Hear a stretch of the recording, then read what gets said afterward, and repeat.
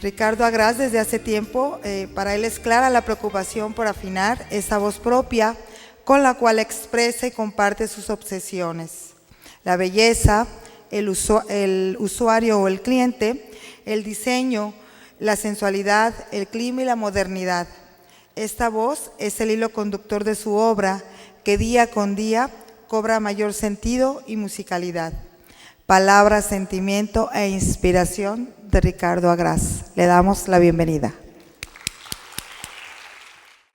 Quiero iniciar agradeciendo la generosa y amable invitación de Julio en lo particular, pero de la Sociedad Mexicana de Interiores en general.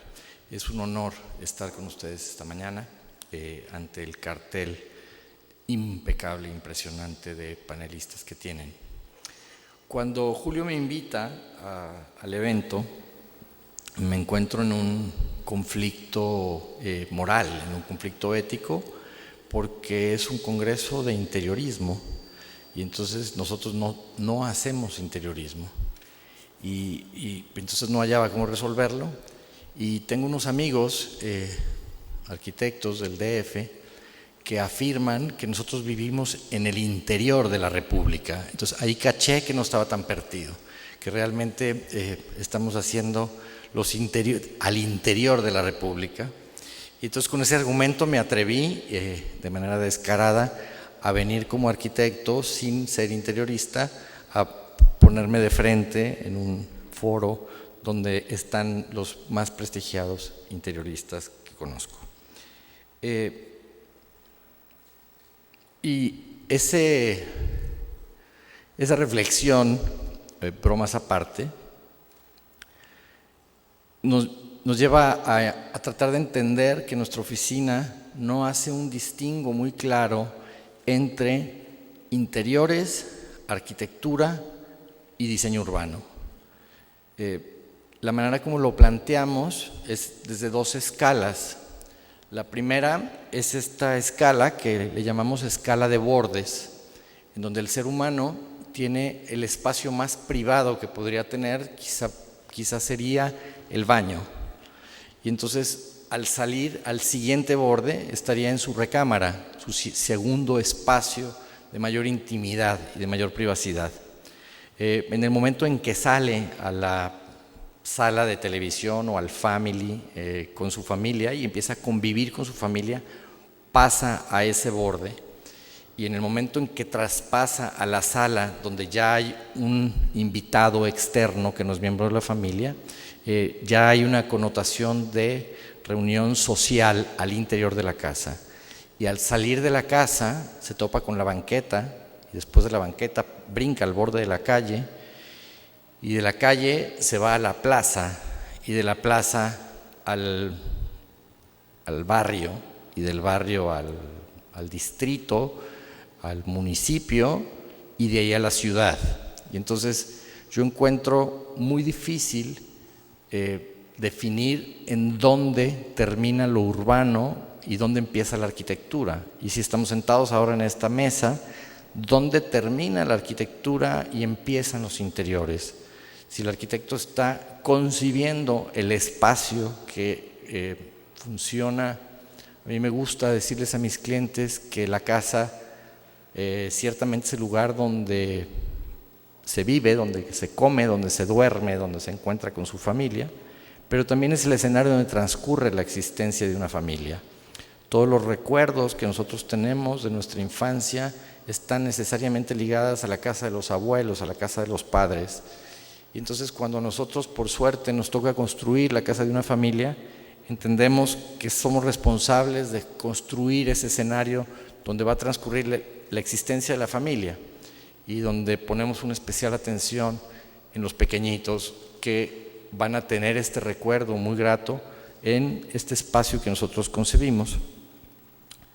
Este esquema del eco de bordes, que es como si lanzáramos una piedra al agua y va generando distintos bordes, me sirve también para entender este tema de lo que estamos haciendo desde el tema de Guadalajara, de los tapatíos, de la arquitectura que pertenece a nuestra ciudad. Y entonces es un tema que me gusta concebirlo desde el ámbito de las matemáticas, y lo concebimos como un espacio parcialmente abierto, una teoría de conjuntos parcialmente abiertos. Es decir, perdón la analogía, porque uno anda toda la vida tratando de eludir las matemáticas y cuando por fin nos deshicimos de ellas viene un imbécil y nos vuelve a meter al tema de matemáticas, pero es muy breve el tema de las matemáticas.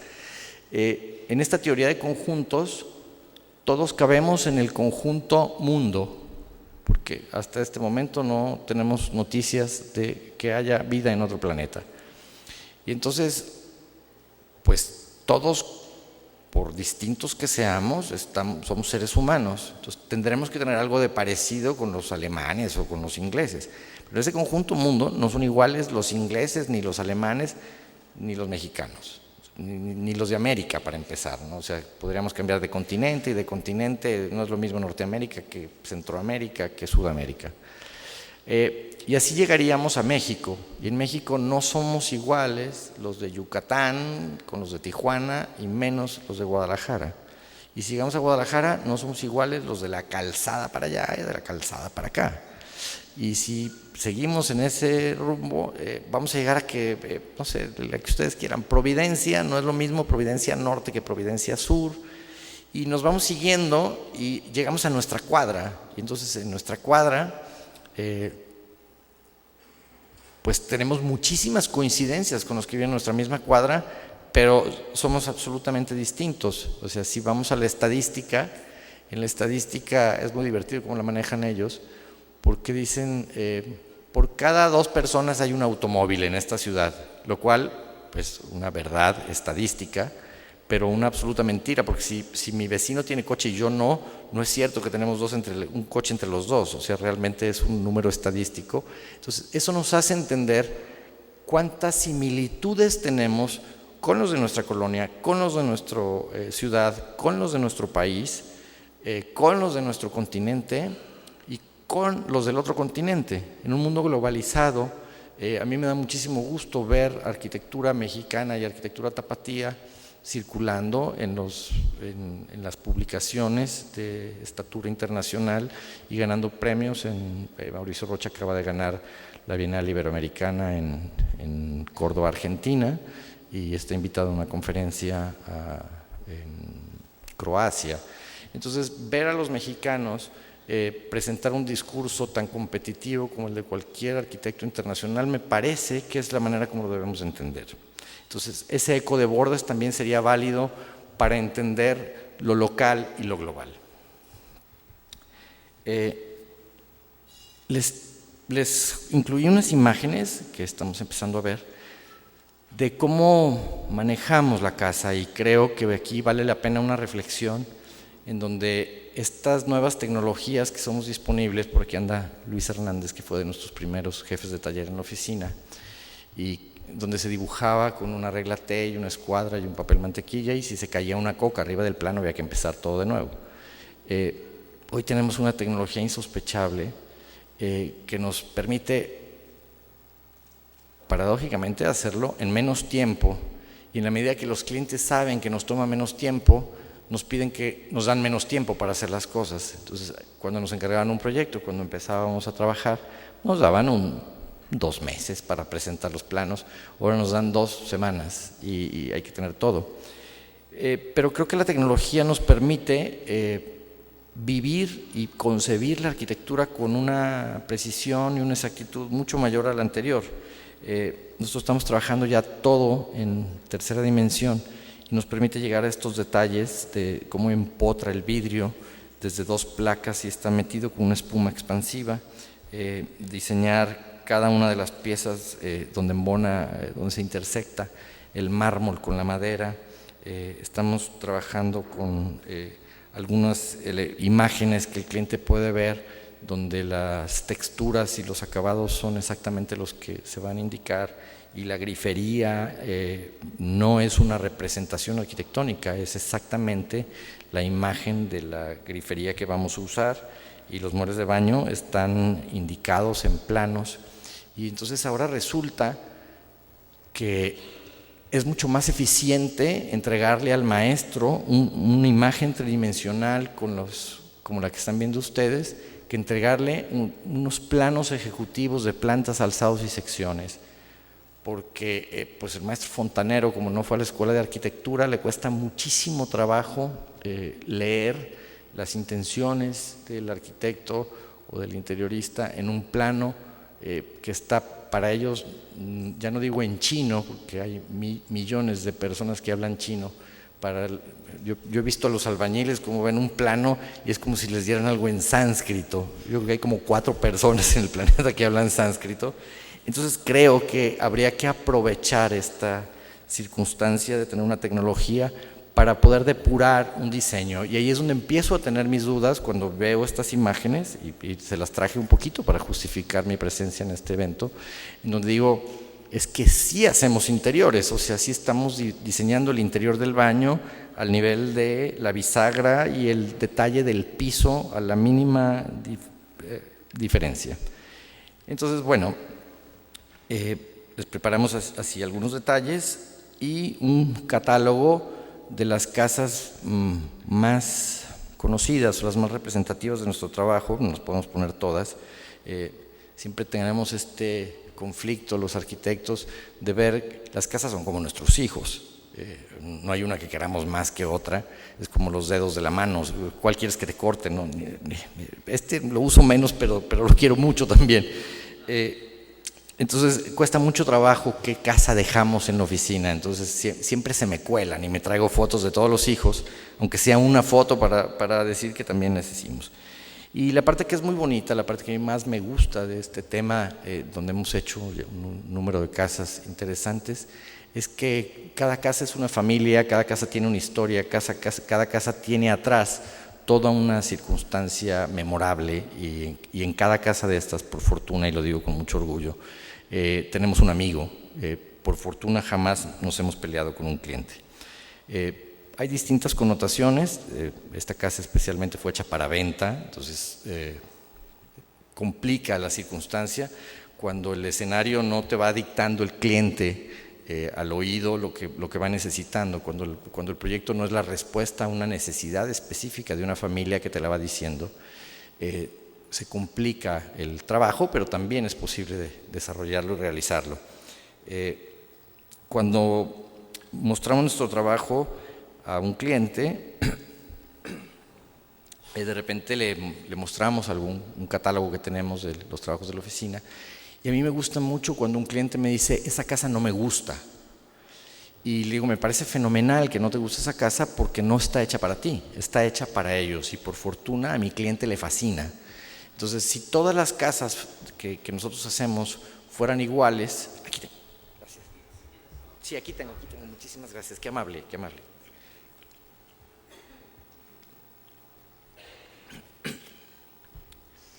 Entonces, de alguna manera, al presentar nuestro trabajo, como lo estamos haciendo ahora en bloque, y encontrar que hay una serie de coincidencias en nuestro trabajo, que se puede entender que el trabajo de Agras Arquitectos no es idéntico al de otra firma de arquitectura. Ya hay muchas buenas firmas en Guadalajara, Elías Rizo Arquitectos, Paulino Di Becce, hay magníficas firmas de arquitectura en este momento en Guadalajara. Hay una generación joven que está empujando impresionante. Yo ando buscando, voy a meterle zancadilla porque en lo que nos demos cuenta nos van a quitar el trabajo. Estudiaron posgrados en las universidades más prestigiadas, uno fue a Harvard, el otro fue a Oxford. Entonces yo estoy buscando hacerme los compadres, porque va a llegar un momento en que ojalá les caiga una chamba con la que no puedan porque están jóvenes y nos llamen como auxiliares técnicos. Entonces pienso en un retiro así como de auxiliar de una nueva firma de arquitectos, y ahora sea al revés, que quizá todo el taller que me ha ayudado a desarrollar el trabajo cuando yo llegue a la tercera edad, que eso es como la semana que entra, mis arquitectos que se formaron van a ser grandes arquitectos y espero que me contraten y me den chamba como yo les di chamba a ellos cuando no tenían. Esta es una casa en Chapala que resulta interesante porque de alguna manera no habíamos salido del tema de la ciudad, de la casa para una familia en Guadalajara, y entonces aquí da tema para abordar el tema de la arquitectura para el ocio. Por suerte, fuimos compañeros de la escuela, Jaime Barba, que va a estar con ustedes el sábado, y hemos hecho un par de cosas juntas. Él maneja y domina y los va a encantar, los va a seducir con la arquitectura de playa que hace en Punta Mita y en la playa. Y con él hemos discutido muchísimo esta diferencia entre la casa de ciudad y la casa de vacaciones, entre la arquitectura del día a día y la arquitectura para el ocio. Entonces Jaime es un experto en ese tema, por suerte yo le copiaba hasta en los exámenes en la escuela y me ayudaba muchísimo a poder pasar algunas materias. Entonces sigo copiándole algunos de los discursos.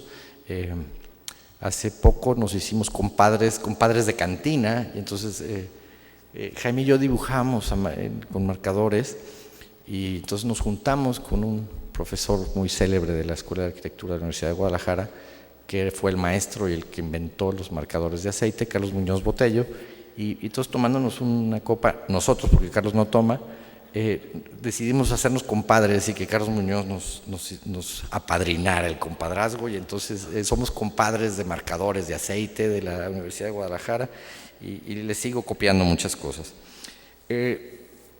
Digamos, más o menos de esta zona para allá, o sea, de este parteaguas, creo que la obra que hacemos nosotros se divide en tres partes.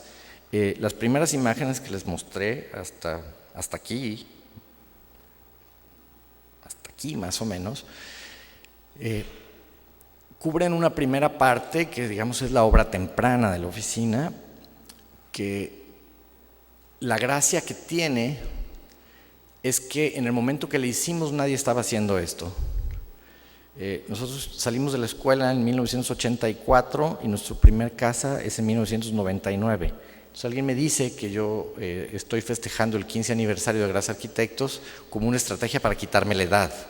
Y entonces hace rato me echaron carrilla en Facebook y la encontré magnífica, porque la foto del cartel es una foto 5 años antes y 15 kilos atrás. Entonces me gusta mucho ese truco porque es más barato que una cirugía plástica. O sea, uno pone una foto de hace 5, de 10 años, 15 kilos atrás, y entonces uno se ve muy bien.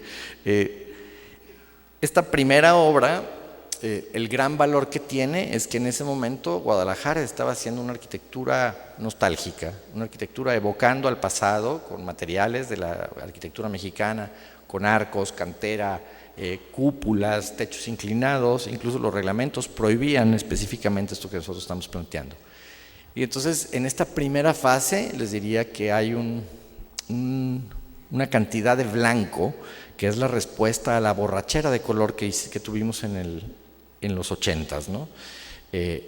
Había que limpiar, había que hacer una asepsia, como limpiar la retina, así como se toma agua para poder cambiar de vino tinto, y nos cambian la copa, nos cambian un trago de agua y probamos un nuevo sabor. Creo que esa primera fase corresponde a esa asepsia, a esa limpieza donde nos deshicimos de las molduras, de los vitrales y de estas cosas, que no es que me caigan mal, pero mi compadre Jaime Barba le decía arquitectura Javier Solís o Pedro Infante, porque ese perfecto nacionalismo, y bueno, pues fue muy, muy exitosa, y yo no la descalifico, simplemente nosotros no hicimos eso. En esta segunda parte, ya esta casa empieza a incorporar el color, o sea, esa aversión que tuvimos por el color durante los primeros años evoluciona y se empieza a incorporar el color, pero se incorpora a través de materiales naturales. En este caso, el color está en la muro de piedra, de una piedra natural, en la escultura de la entrada y en el color del arbolado y de las flores. Entonces empiezan a aparecer ciertos toques de color, pero más que nada por los colores y las piedras, y verán esa segunda fase donde ya ya nos recuperamos, ya pasamos la cruda y podemos volver a empezar a tomar con moderación, como siempre pasa después de que uno se tomó unas copas la noche anterior. Primero dice nunca más y luego, bueno, nomás una copita. Y entonces estamos en ese proceso donde se está incorporando el color. Y la tercera parte, que es lo que estamos haciendo a partir de estas siguientes casas, tiene que ver con la interacción con artistas plásticos que están colaborando con nosotros en la oficina, en donde algunas de las piezas, algunas de las sugerencias, estas celosías que les mostramos, son diseños únicos, irrepetibles, que se hacen para un cliente. Nuestra arquitectura siempre ha tenido este tema de pieles, de una sucesión de pieles que van en este eco de bordes desde el espacio más íntimo hasta la naturaleza. Son pantallas y pieles que separan al hombre o lo relacionan con la naturaleza. Pieles opacas que de repente se convierten en translúcidas, de ahí a transparentes y de ahí a los espacios abiertos. Un tema de transparencia y multiplicidad transparencia y multiplicidad es lo que provocó el cine, unas pequeñas imágenes transparentes, multiplicadas, movidas en movimiento, produjeron una película. Este mismo efecto creemos que puede darse en arquitectura. El movimiento lo tiene el ser humano y pasa de estas pantallas, de este eco de bordes, y se va relacionando con su naturaleza y con su entorno. De repente nos tocan temas muy a modo. Esta casa anterior es una casa que da al fairway en un club de golf súper exclusivo y es un tema, y es muy bonito abordar el tema. Y en la siguiente ocasión nos toca una casita de 10 metros, que es como la casa de Snoopy. O sea, te entregan 10 por 18 y la lista es más larga que la casa anterior. 4 recámaras, 2 families, estacionamiento para 4 coches, un estudio y si se puede un cuarto para tener billar. ¿No se acuerdan? La casa de Snoopy era así, él relataba que estaba en algunos puntos. Entonces este cambiar de escala, de terreno, de circunstancia, nos lleva a que la arquitectura que proponemos es una respuesta específica a una circunstancia única y irrepetible, y eso es lo que hace que cada casa sea distinta, es distinto cliente, con distinto lugar, con distinta orientación. Lo único que no cambia es el arquitecto. Entonces esa es la parte que le debería de dar unidad a esta diversidad, en este concepto platónico de unidad con diversidad. También en algunos de los proyectos hay temas que tienen que ver con la historia. Esta casa me gusta mucho, es de un abogado. No hay ninguna que no me guste, pero siempre que arranco para hablar de una casa, digo, es una casa que me gusta mucho. Todas me gustan mucho. Esa también me gusta mucho. Y en esta, él nos pidió que hiciéramos, la casa él es de Arandas, y entonces, ¿cómo podemos que no se pierda la idea que yo soy de Arandas? Entonces trajimos la piedra con la que está recubierta, que en otras casas es una piedra piacentina che viene della Italia, importata por este grande signore que parla italiano. Aquí es de Arandas. Y entonces el concepto de la casa es traernos su tierra, un pedazo de su tierra y ponerlo en su casa, para que él se sienta en su casa. Y yo encuentro de repente tan auténtico este gesto que empiezo a coquetear mucho más con los materiales mexicanos, que digamos que es a la fase hacia donde vamos. Esta pequeña casita tiene un muro de rajuela que me recuerda las vagancias que yo hacía en casa de mis abuelos, en un muro de rajuela que había por la colonia americana y que desafortunadamente tumbaron. Esta es una casa bastante reciente, digamos, de lo que se produjo entre el año pasado y lo que se está entregando en este momento, y tiene una escultura al frente de Adrián Guerrero que evoca muchísimo en un trabajo seriado que tiene Adrián, de una sola línea, con una tira de papel y con solamente dobleces empieza a hacer estos trabajos. Yo le dije que me parecía una serpiente, que me gustaba una serpiente, entonces le hizo un rasgo como para que pareciera serpiente, porque a mí me dio la imagen que era serpiente. De aquí les muestro, con tantito más detalle que lo anterior, los trabajos más recientes, digamos lo último que hemos hecho, y algunos temas que hemos abordado. Así como no nos conocen como interioristas, jamás nos habían contratado como arquitectos de arquitectura patrimonial, pero entonces nos invitaron a esta casa que no está clasificada como valor patrimonial, pero que nosotros la tratamos como tal, porque para la familia sí es un patrimonio. Es una casa en el centro de la ciudad, en la avenida Hidalgo, que perteneció a los abuelos de una familia neta y 100% tapatía, y entonces la tenían no abandonada, la tenían cuidada en extremo, pero sin habitar, porque no resulta complicado para habitarla. Entonces decidimos convertirla en una galería de arte, y ahorita funciona como una galería de arte, donde se han estado exponiendo muchísimos artistas tapatíos. Este es el estado anterior. Uno de los principales problemas que tuve con los propietarios fue que ellos casi querían destrozar la casa para hacer la galería, porque no cabía, porque no iba a ser, y nosotros nos aferramos a que se destruyera lo menos posible. Y el día de la inauguración, cuando vino el papá de los clientes, que él vivió su infancia ahí, me di cuenta que lo había hecho bien, porque él estaba, mi hijo arquitecto, me tenía muy nervioso de pensar que iba a destruir la casa de mis padres. Se le hicieron 2 pequeñísimas intervenciones, que es la zona 7, que es la sala de exposición con una altura considerable, y lo único que demolimos fueron los cuartos de servicio y la lavandería, los lavaderos, y el patio para tender la ropa, que sabíamos que no se iban a volver a necesitar. Por lo demás, la casa conserva en gran medida lo que fue. Por ejemplo, en la calle, lo que ustedes están viendo fue un jardín, el jardín que daba a la calle, y era evidente que si no le ponemos cajones de estacionamiento, ni el ayuntamiento nos deja hacer la casa, convertirla en galería, ni la gente iría jamás a una galería donde no se puede estacionar. Entonces tuvimos que retirar el jardín, pero dejamos el testimonio en piedra de rajuela de lo que fue el Pasto, y de alguna manera entendemos cómo fue y la traemos al siglo XXI. El tema de la arquitectura patrimonial, nosotros lo entendemos que si la arquitectura no se gana el derecho a preservarse, va a desaparecer. Si no se encuentra la manera para que la casa o lo construido siga siendo útil, siga sirviendo para algo, no tiene sentido conservarlo. Lo primero que tenemos que hacer para poder conservarlas es darles un nuevo uso, y en ese nuevo uso habrá que modificar ciertas cosas.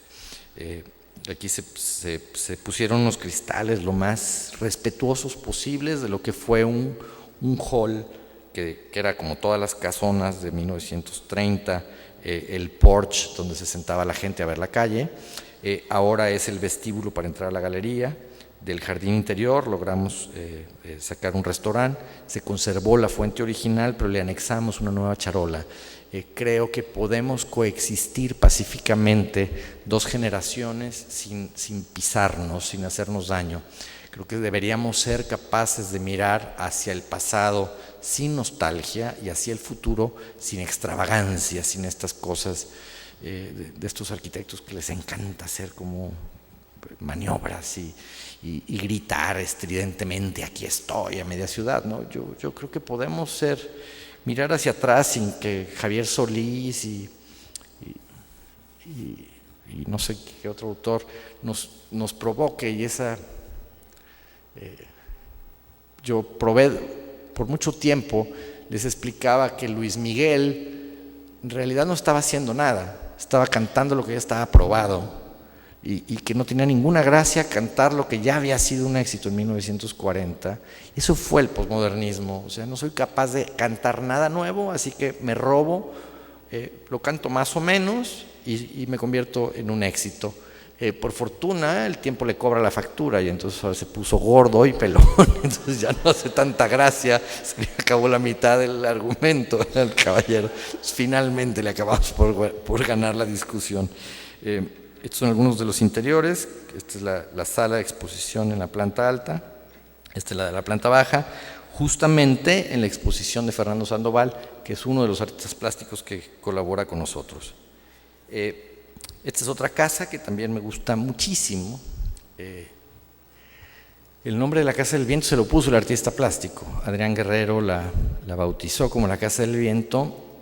Este es un fraccionamiento que está frente al Bosque de la Primavera, cerca de Santa Anita, pero no en el club de golf, en los fraccionamientos que están atrás de Santa Anita. Y la casa mira al bosque de la primavera de una manera como insistente, como cuando miras a alguien de manera acuciosa. Y entonces, bueno, este bloque, que no es otra cosa que las circulaciones verticales, es decir, el lugar donde siempre van a subir y bajar, donde van a pasar todos los días, es un cañón, es una ventana apuntada hacia el bosque para poder atrapar y meter el bosque a la casa. No tiene cortina, tiene un gran ventanal que es hasta de formato de vidrio fuera de catálogo, y eso es la casa, una gran ventana. Había dos piezas que llegaron antes que nosotros, que son estas patas de elefante, que las personas que saben de ese tema dicen que por el diámetro que tienen, no tienen menos de 400 años la más grande, y que estaban ahí. Entonces me dijo el dueño, ¿qué hacemos con ella? Nada, ahí se quedan. Ellas llegaron primero que nosotros, las consiguió, y como todavía no tenía para hacer la casa, las puso donde pudo, y ahí está. Me dijo, las movemos a donde tú me digas, ¿no? Se quedan ahí, ellas llegaron primero que yo. Entonces se les hizo la jardinera y eso nos ayudó muchísimo a ordenar la casa. La planta no se ve nada, pero el bloque de la izquierda es las circulaciones verticales. Y lo que me gusta mucho de la casa es la ventana que ve allá. Es que es una casa pensada, tiene dos características distintas a otras casas que hemos hecho. Es una casa pensada para los niños. Yo fui al bautizo del más pequeño de la familia cuando estábamos haciendo el proyecto. El mayor trae 6 o 7 años de edad. Y el propietario me pidió una casa donde iba a criar a sus hijos. Ahí van a crecer mis niños. Y entonces lo que se hizo es prácticamente un Disneylandia. Toda la casa está concebida desde la seguridad.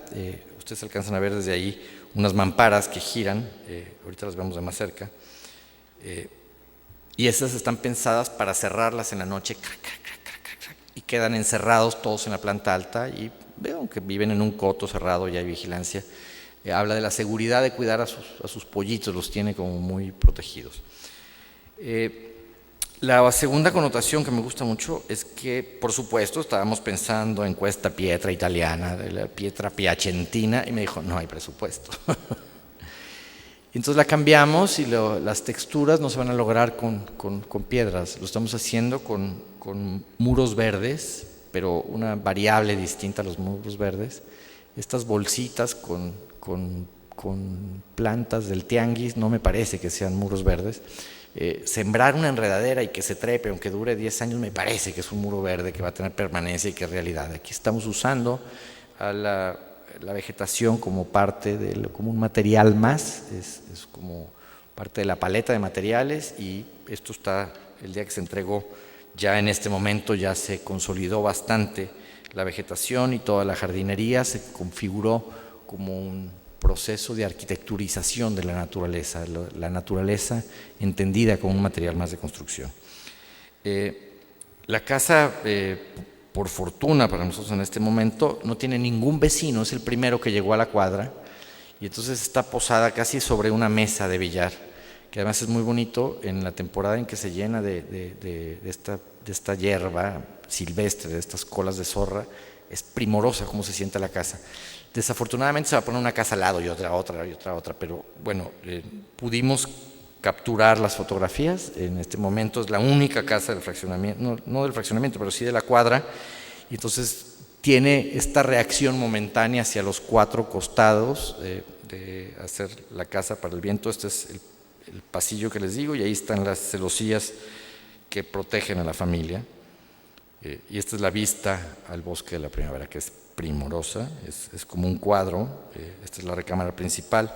Todas las recámaras de los niños concurren a un espacio central, y los niños pidieron, fue petición de ellos, puertas grandes que además son corredizas, porque por el momento, como se cambiaban de casa y era la primera vez que la habitaban, les daba miedo quedarse solos, cada uno en su recámara con la puerta cerrada. Entonces duermen con la puerta abierta y conforman 3 dormitorios que dan a un solo espacio. Esta es la sala comedor, la pintura es de Adrián Guerrero, la otra pieza de acá es de Ricardo Guzmán. la pasión de ella son los bonsáis.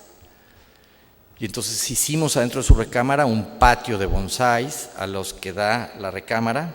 De hecho, la regadera da al patio.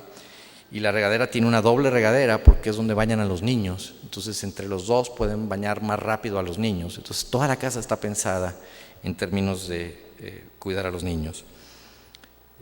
Hay un texto en esa viga de fierro que se convirtió como el símbolo de la casa, que no es otra cosa que se nos acabó el presupuesto para techar la terraza y quedó sola la viga. Entonces me dijo, no lo voy a poder techar. Le dije, no me quites la viga, por favor. Y la viga se convirtió como en la pieza que diferencia, es como la frontera entre la planta baja y la planta alta, y fue la que amarró el espacio.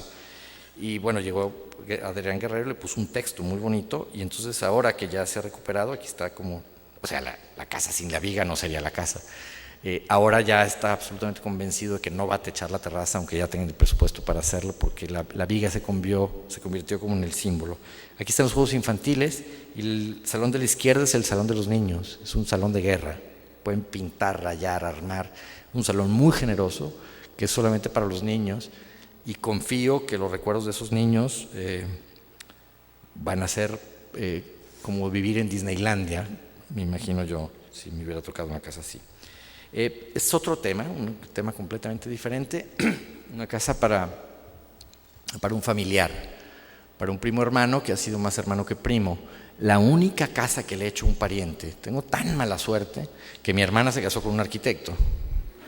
Mi prima hermana se casó con un arquitecto. ¿No les parece una majadería? O sea, las casas que a mí me tocaban por derecho propio me fueron arrebatadas de manera desleal y poco competitiva. Y entonces, esta es el único pariente que le pude hacer una casa.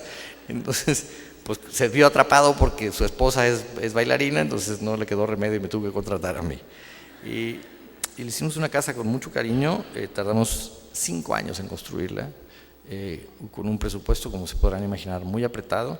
Es muy pequeñita la casa y surge alrededor de un patio y tiene una interpretación de esta celosía que en la noche es muy brillante y se puede ver al interior, pero durante el día es un control de la privacidad, que pueden tener la ventana abierta y sin cortina y pueden gozar de esa privacidad.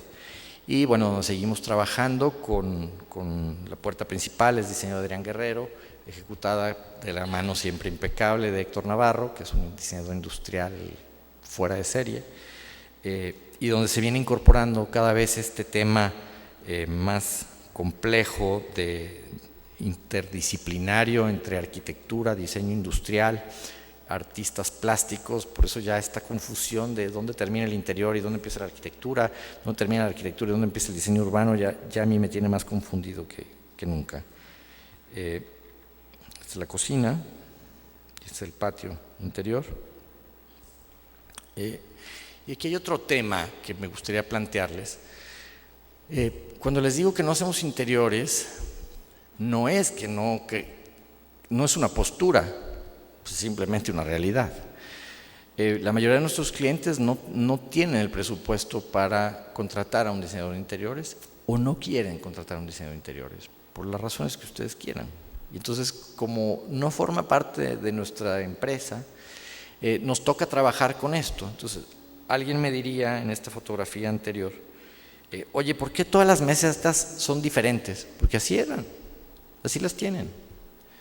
Oye, ¿y no te molestan? No. Eso es lo que las hace humanas. Cada maceta trae una historia. La juntaron y una era de no sé dónde, y además le hicieron mucho, porque lo platicamos. Entonces me decía, oye, cambiamos todas las macetas. No, o sea, si te gustan y las quieres, déjalas. Si las odias, las cambiamos. Entonces,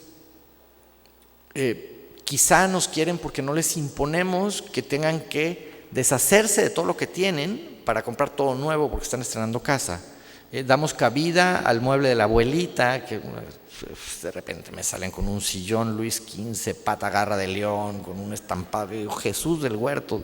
Es un atentado a la retina, pero lo aman, o sea, está toda su historia ahí, y entonces buscamos la manera como de acomodarlo, y luego en las fotos vemos cómo le hacemos para que no salga, pero ellos son como muy felices con ese tema.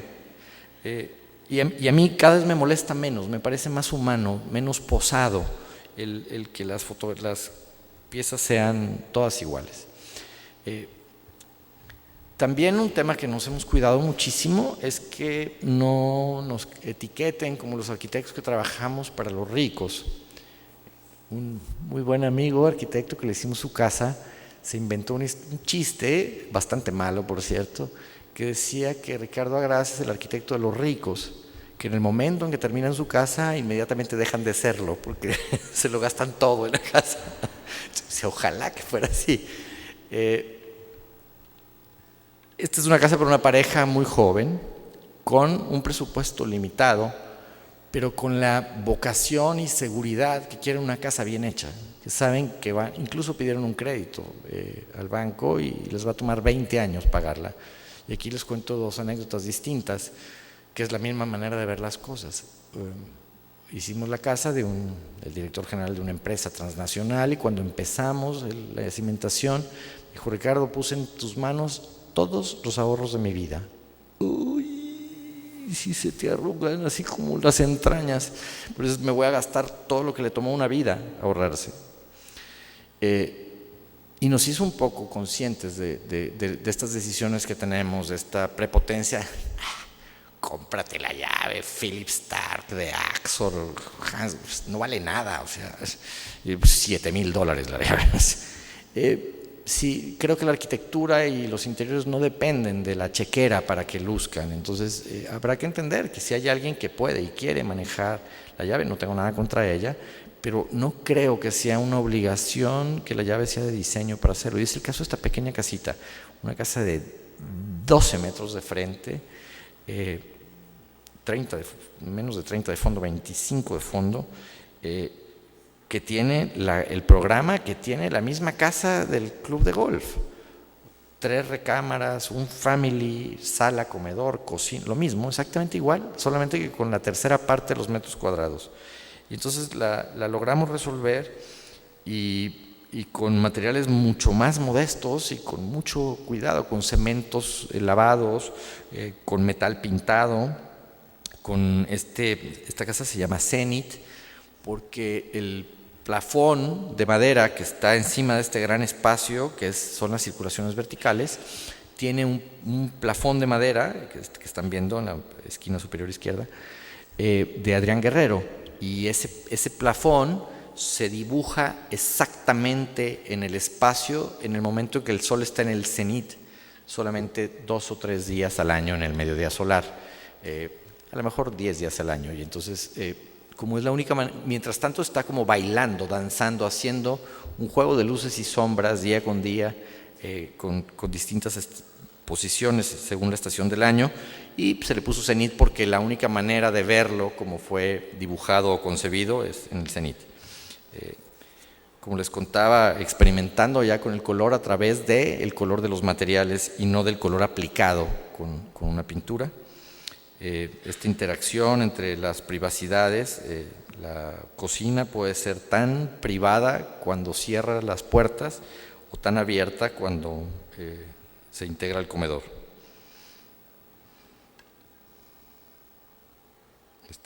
Algunos detalles. Este es otro tema. Yo creo que si nosotros pudieran clasificar, sería por los clientes raros. Yo no tengo un cliente convencional, siempre tiene que haber una connotación rara. Esta es la casa de un señor que llegó a la oficina a pedirnos su casa y tiene 82 años de edad. Yo dije, claro, está estrenando esposa. No, la misma señora de siempre. Bueno, pero se está cambiando a donde se cambiaron a vivir sus hijos y sus nietos. No. Estaban todos juntos y él decidió irse a vivir al terreno que compró. Él lo compró con los primeros ahorros que pudo obtener en 1972. Dijo, no me quiero morir sin estrenar el terreno en el que siempre quise vivir. Y bueno, un poco voluntarioso el señor y con voluntad férrea, se impuso sobre su mujer, sobre sus hijos, sobre sus nietos y se hizo la casa. La casa que siempre soñó a los 82 años de edad. Le pusimos oxígeno en su recámara. Me dijo, arquitecto, es la casa donde me quiero morir. qué no me toca a mí uno que tiene todo el presupuesto y que tiene toda la vida por delante? ¿Por qué me tienen que tocar los temas dramáticos? Y bueno, lo que es muy bonito de esta casa es que como está frente al jardín más grande, que es un club de golf, no me presionó para tener un jardín grande. Él no va a salir a correr al jardín, lo único que quiere es verlo. Y entonces me permitió hacer un jardín al frente. Y entonces la casa es la única casa que tiene un jardín más grande hacia la calle que hacia atrás. Y permitió hacer eso, y es una casa que aloja una fuente y una escultura. Y es como su aporte a la ciudad. Aquí la tienen. El volumen de la izquierda, que fue quizá la única cosa que me impuso, y es que quería un muro curvo, y lo hicimos de rajuela, como este muro de casa de mis abuelos.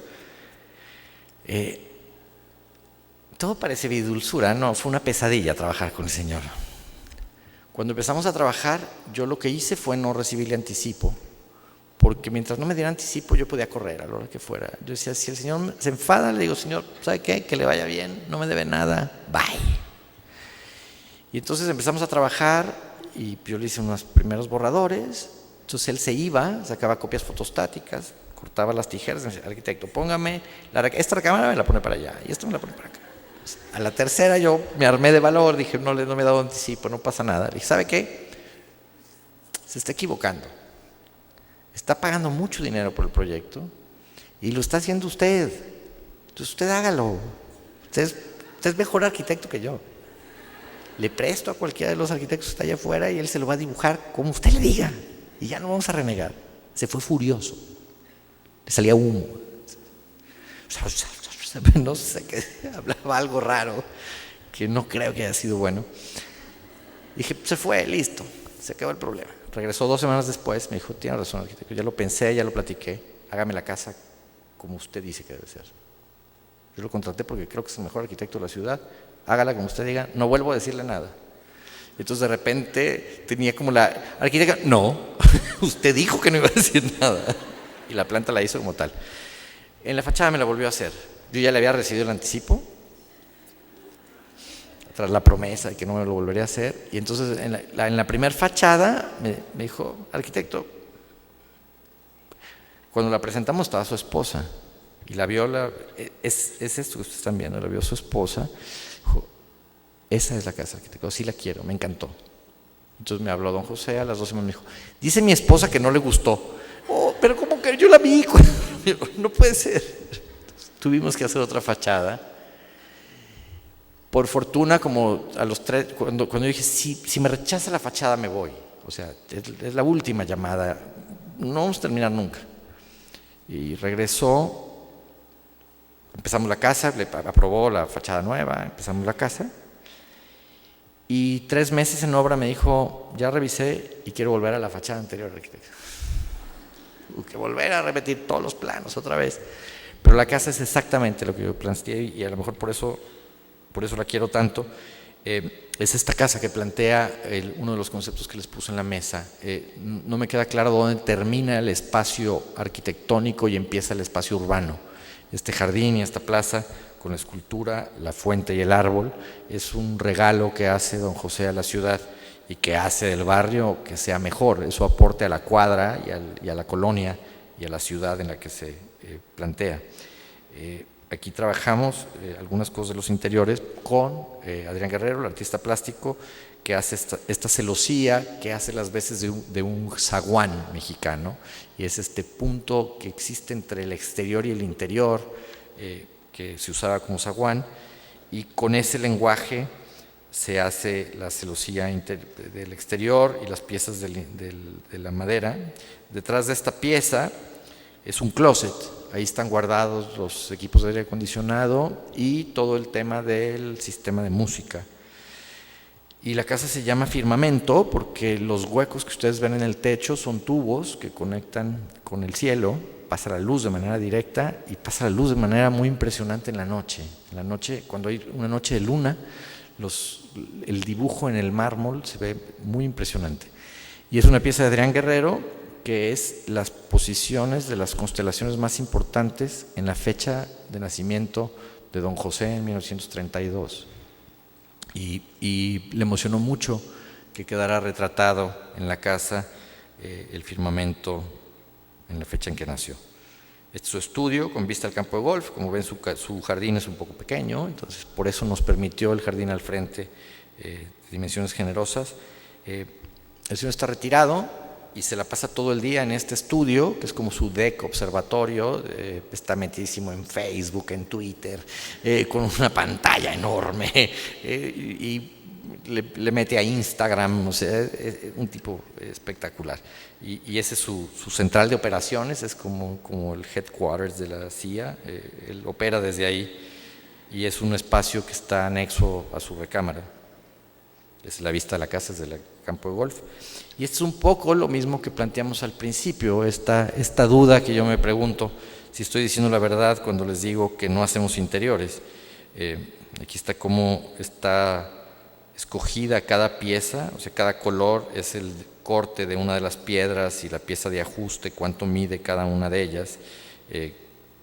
A ese nivel de detalle estamos trabajando. Y sí, ciertamente algunas cosas están en el exterior. Aquí está todo el sistema de funcionamiento de la fuente, y creo que hay un parentesco muy grande en la manera como ustedes trabajan, pero nosotros hay unas cosas que están en el exterior y otras en el interior.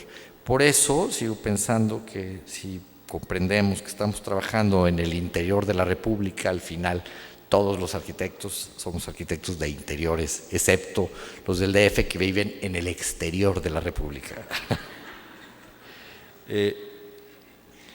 También me pregunto si decidir los baños, la grifería, el lugar donde se pone el champú, cada cajón donde se acomoda cada calcetín y el mueble de la televisión no son parte de los interiores. Entonces, casi mi planteamiento es que esta frontera de los interiores con los exteriores la diluyamos y la separación entre interioristas y arquitectos sea menos leve, y en vez de fragmentar oficios que tienen más cosas en común que diferencias, hagamos un solo gremio y trabajemos juntos. Este es el diseño de la puerta, que yo también me imagino que es parte de los interiores, ¿no? Y bueno, ya cierro con este proyecto, que es una clínica de fertilidad en la Ciudad de México, un edificio muy especializado donde se hacen fertilizaciones in vitro, con una tecnología que está paradójicamente, lo extraño es que esté en México, paradójicamente está en la punta. Esta clínica tiene los equipos, se inaugura dentro de 2 semanas, tiene los equipos más avanzados del mundo en este momento instalados. Dentro de 3 semanas ya va a haber otra más avanzada, pero esta semana es la más avanzada del mundo por los equipos que tiene. Un proyecto bastante complejo, y hay una cosa bien simpática en la planta. Los arquitectos originales de New Hope Fertility Center México, es una firma muy conocida, 3.14, Leonardo Díaz Borrioli y Gerardo Sánchez Sendra, muy buenos amigos. Leonardo fue mi alumno y en algún momento me tocó hacerle un edificio a sus papás cuando él iba a la primaria, entonces hay como toda una tradición con ellos. Y ellos eran los arquitectos de la imagen a esta pieza, y nos invitaron a nosotros a trabajar, y me preguntó el médico si tendría inconveniente en trabajar con ellos, y no, hicimos equipo, hemos hecho equipo con mucha gente. Y si ustedes ven la planta, ustedes ven dónde termina él y dónde empiezo yo, y viceversa. Ellos sí tienen una oficina de interiores, y muchos de los materiales, muchas cosas fueron... El resumen que hicimos, Leonardo y yo, cuando terminamos la obra evaluada, fue el siguiente: si yo hubiera hecho la clínica solo, no hubiera sido así, y si lo hubiera hecho Leonardo solo, no hubiera sido así. Y al verla terminada, la clínica está tan bien que nos queda la duda o sea, no queda ninguna duda que fue la mejor decisión hacerlo juntos. Y cuando uno puede dejar el ego a un lado y mezclar dos generaciones y mezclar a una oficina que hace arquitectura con otra que hace interiores, el cliente quedó feliz porque el que está muy enojado es el dueño de la clínica en Nueva York, que también lo conozco, y vino a México, vio la clínica y dijo, no es posible que las dos clínicas de México sean mejores que la de Nueva York y que la de China, y tienen mucho mejor arquitectura. Entonces le dije, claro, en Nueva York, placas de mármol de Carrara de 60 por 240 puestas a mano a $26 la hora del trabajador, no se pueden pagar, es impagable. Y ahí nos damos cuenta de uno de los grandes beneficios que tenemos como país. Esta clínica no es posible en Nueva York simple y sencillamente por el costo que tendría en dólares. Un muro muy complicado de madera con doble alaviamiento, fue muy difícil hacerlo, pero que genera un movimiento muy sensual que evoca muchísimo. Todo el concepto de la clínica nace de este huevo. El huevo o cigoto es lo que una pareja que no puede tener un hijo es lo que está buscando. Entonces arrancamos de un huevo, que es el lugar donde va todos los días las parejas a que tomen sangre y le hagan los análisis, en busca de este huevo, y todo el proyecto surge alrededor de este huevo. Estos son algunos de los interiores. Ya los muebles, se tenía que usar los mismos muebles de Guadalajara por un asunto de imagen corporativa, y es la razón por la cual los interiores los tenían que hacer ellos. Yo no podría usar la imagen que usaron ellos y ponerla en un proyecto mío. Por eso se tiene que hacer esa fusión. Sin embargo, nosotros aportamos o refrescamos un poco la imagen con cosas nuevas. En New Hope, Guadalajara, toda la carpintería es blanca, nosotros usamos muchos elementos de madera y todas las separaciones que aquí son de tela, allá son de madera, y ha tomado una imagen, un híbrido interesante, es como un cambio de modelo, es como el modelo 2014 de la clínica, y está teniendo un éxito sin precedente. Este es uno de los laboratorios. El equipo que hay es lo más sofisticado. Ya no los canso más, les dejo como un regalo y agradecimiento un proyecto que estamos terminando, se está fotografiando, todavía no está listo, es la ampliación de una casa y no ha sido mostrado públicamente en ningún lado. Se los traigo como un regalo, es una ampliación con los interiores de Karima Deep, que es una de las interioristas más finas que yo conozco en la ciudad, que no es que no haya otras, pero ella es una de las más finas, y hizo un trabajo de interiores impecable, y me urge mucho que lo fotografíen. Entonces, los mejores interiores de Agrasa Arquitectos es cuando vienen otros interioristas. Estamos terminando una casa con Oscar Peña, esta con Karima Deep, y les insisto, pero también me gusta mucho cuando usamos la silla de la abuelita con su pata garra de león.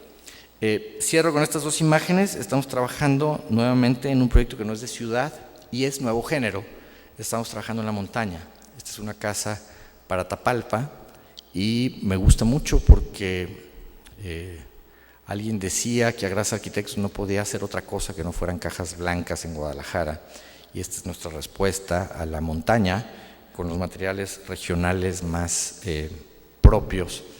Y están en este momento, ya se hicieron las primeras excavaciones, y creo que va a ser un proyecto muy, muy interesante. Lo que más me gusta es que va a ser esa respuesta a aquellos que dicen que solamente podemos hacer cajas blancas y de concreto en la ciudad. Finalmente, les agradezco, ojalá podamos tener una sesión de preguntas. Pregunten, creo que puede ser lo más interesante del cambio, y los invito a que descarguen de Apple Store una aplicación que, por asuntos tecnológicos que rebasan mi entendimiento, del cual de tecnología no tengo ningún entendimiento, ustedes lo pueden bajar, pero es solo para iPad, porque se necesitan 3 plataformas diferentes para una aplicación, y por el momento solamente pudimos lidiar con iPad. Es con lo que estamos celebrando el 15 aniversario de la Fundación de Agrasa Arquitectos, y están los trabajos más recientes, y se va a estar actualizando, y esa es la manera de hacer, la razón para hacerlo electrónico. Se va a estar actualizando con cada obra, se va a ir incrementando, y la pueden bajar gratuitamente de Apple Store en su iPad.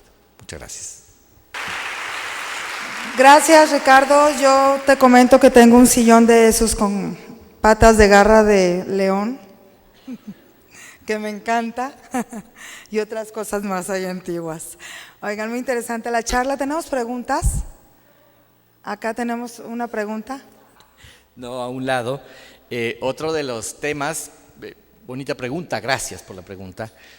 Nosotros ya empezamos a encontrar una constante en nuestro trabajo, y una constante es que los vehículos tengan la menor presencia posible en las fachadas, y te vas a encontrar con que siempre que podemos los coches no son parte de la fachada. En la mayoría de los casos los coches están, por ejemplo aquí, entras y te metes de lado. Tenemos dos trucos cuando los muros están detrás de este muro. Entonces, si tú te pararas de frente, cuando ves la casa, no ves los coches, porque es una casa de una sola planta. En muchísimas casas, en la mayoría de las casas, trabajamos con los coches en el sótano, y tiene toda una connotación filosófica. Creemos que el hombre es más importante que el automóvil, y entonces creemos que debemos vivir arriba del auto. Entonces, todas las veces que podemos, el coche está en el sótano.